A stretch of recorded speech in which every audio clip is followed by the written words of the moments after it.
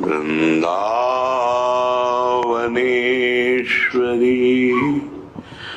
तवैव पदारविन्दम्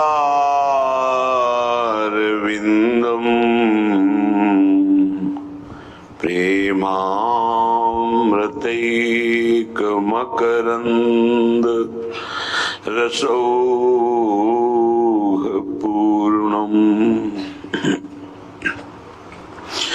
हृद्यर्पितं मधुपते स्मरतापमुग्रम्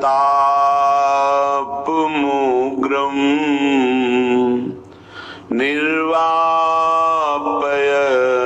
परम शीतलमाश्रयामि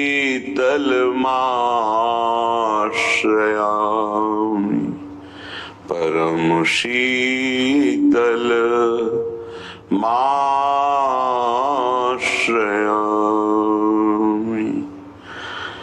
कलिन्दनन्दिनी सुधीर विलसत नवकुंवर धीर नंदनंदन मुदित श्री वृषभानुनंदिनी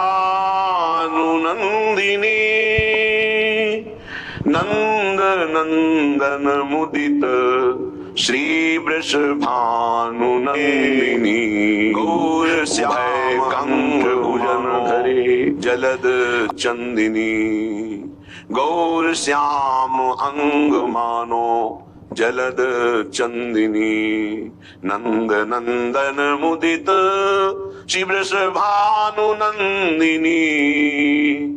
मुदित श्री वृषभानुनंदिनी कोमल जनु कनक बेली राजत नव रंग नवेली पिय के गात लपटी रही आनंद कंदिनी मुदित श्री वृषभानुनंदिनी पिय के गात लपटी रही आनंद कंदिनी आनंद कंदिनी सरस सुरत सुखन भरे अधर शुधा पान करें नागरी दास न्योछावर ये रसिक बंदिनी वृषभानुनंदिनी आनंद कंदिनी जैसे जलद चंदिनी।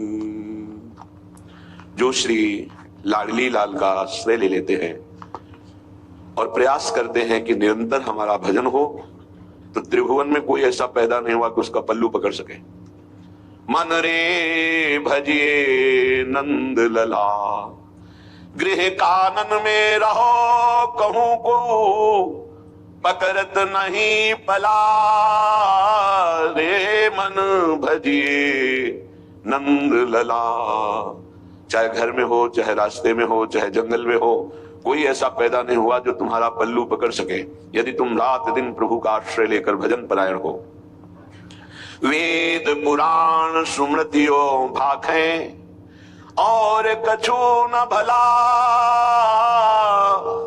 दिन दिन बढ़े प्रताप सुकल पक्ष जैसे चंद्र कला रे मन भजिए नंद लला।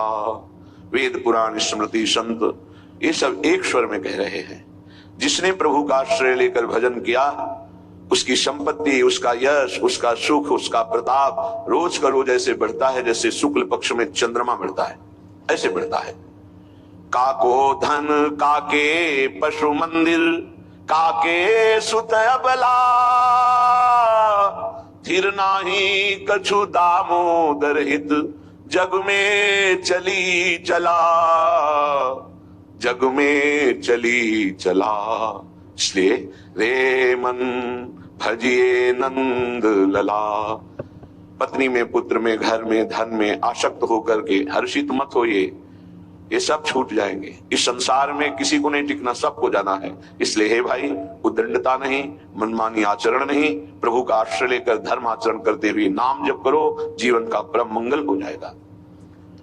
उपासक अपने इंद्रिय मन को किसी भी उत्सव का निमित्त बनाकर, किसी आनंद में प्रफुल्लित होकर या किसी विक्षेप को प्राप्त होकर कभी किसी विषय को स्वीकार ना करें।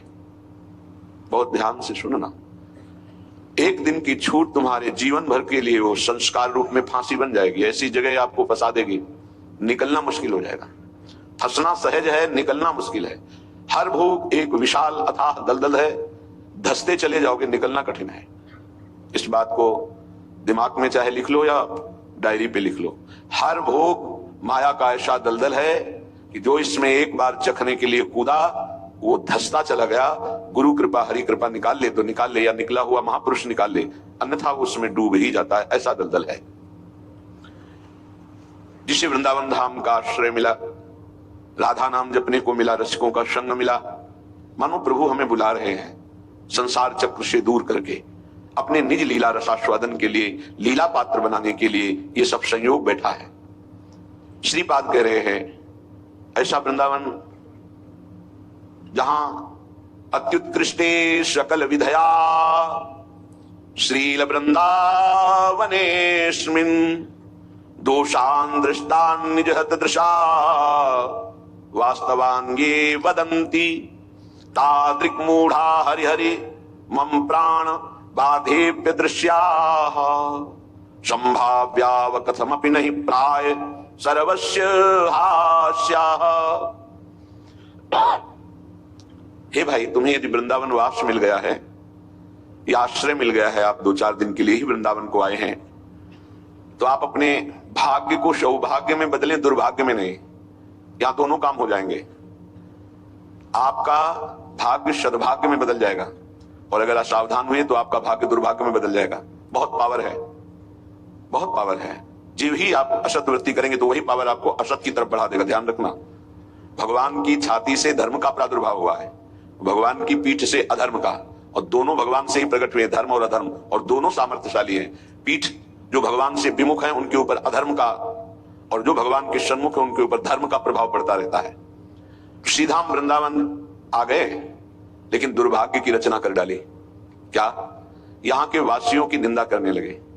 कल एक महात्मा पधारे थे, तो उन्होंने कहा कि हम बहुत अंदर से परेशान हैं, हमारा भजन नष्ट हो गया।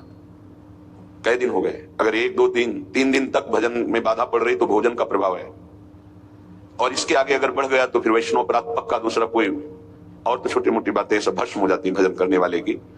पहली बात, भोजन अशुद्ध हुआ तो 2-3 दिन, तो उनका नहीं तो बहुत लंबे समय से। उनका वैष्णव अपराध, बोले हाँ हमको भी आभास होता है। तो वैसा ऐसा यहाँ श्रीपाद कह रहे हैं श्रील वृंदावनेस्मिन् दोषान् दृष्टान् निजहत दृशा। वो अपना नाश करने का, दुर्भाग्य लिखने का कार्य शुरू कर दिया। क्या? वृंदावन के वासी में दृष्ट दोष देखना, वर्तमान में जो दोष दिखाई दे रहे हैं।